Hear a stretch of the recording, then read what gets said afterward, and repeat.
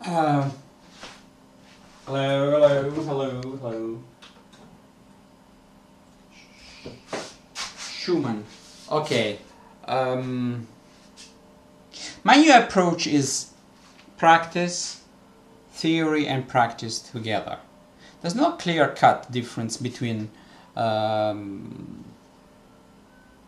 explaining a rule and practicing a rule. I give you a lot of examples, a lot of patterns, and you understand. For example, yesterday I bought a book. Have you bought a book? Yes, I have. When did you buy the book? I bought it yesterday. Okay? I've never seen a thing like that in my life. I've never seen a thing like that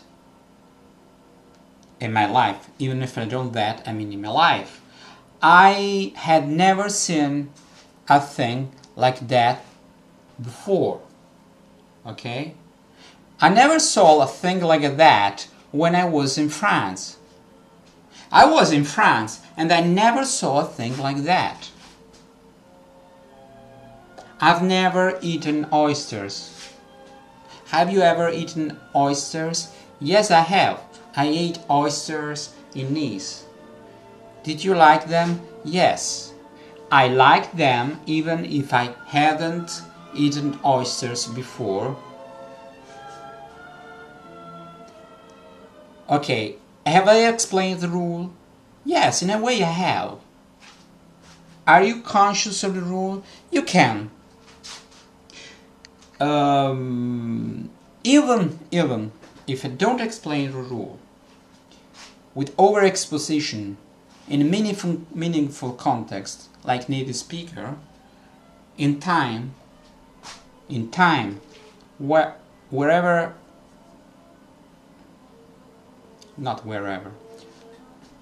are, no, whatever you think or whether you want it or not, you will absorb the rule, because our mind is able automatically, if well exposed to the language, to gather the meaning, to deduce the meaning. I always compare these things with other things. If I work out, will my muscle grow? Maybe not the first days. Maybe I give up because after 2 weeks they don't grow. But I can't tell you they'll grow. Well, okay, they will grow. Okay, they can grow faster, more or less, but they will grow. It's in the order of things. It's par for the course. So, be exposed to the right language. The more focused the language is, the faster you will grow your language in your mind.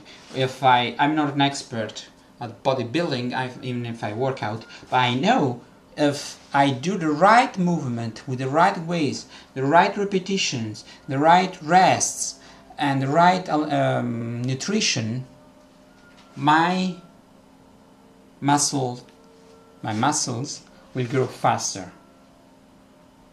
That's only natural. If you carefully pick up the material that is fit for your level, suitable for you, and when you've been working on that enough, you move on to the next level and you work on that, and where you're perfectly conscious that, okay, now I know that, I know subconsciously, I know it like the back of my hand, I move on to the next level. This is the secret.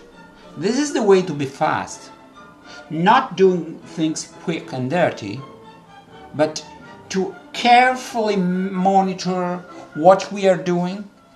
Feedback. Feedback means even when we actively speak the language, we should always know if what we produced as language material is right or wrong. That is very important. Sometimes you can choose, you can look up on the internet. The internet tells you if the phrase, the sentence, it exists or not, but doesn't tell you if it really means what you mean. Sometimes grammatically the sentence is grammatically correct, but is not used in that case.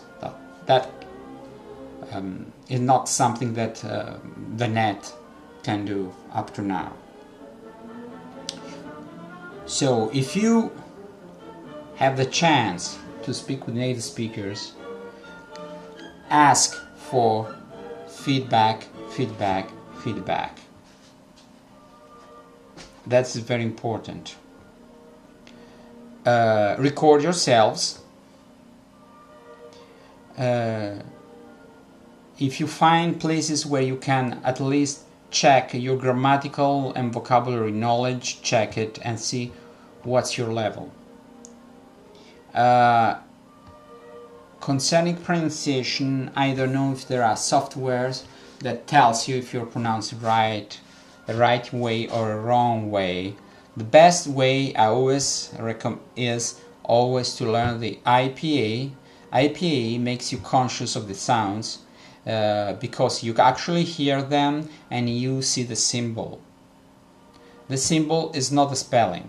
The symbol is what internationally it was conceived by linguists, polyglots, before the usage of or recording to communicate. Okay, because every alphabet has a different way of pronouncing sounds, mainly the Latin alphabet. So, if you listen to a lot of English, you absorb it, you will acquire some. You will be more sure of what you produce, what you say, because you've heard that before. So you have a chunk of language immediately ready to use, and that is very important. And you will be able to say all the things that a 3-year-old boy can say, a native speaker. So the way you speak can sound simple, but right. Doesn't sound wrong, doesn't sound foreign, strange, doesn't jar on people's ears. Okay? I always recommend this because one of the main problems is that people want to they overshoot their knowledge. I mean, they want to do more than what they are ready to do, and they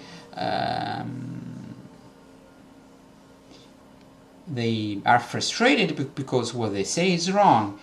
Right, because they are in one unknown area, part of English they have not explored. Okay, if you want to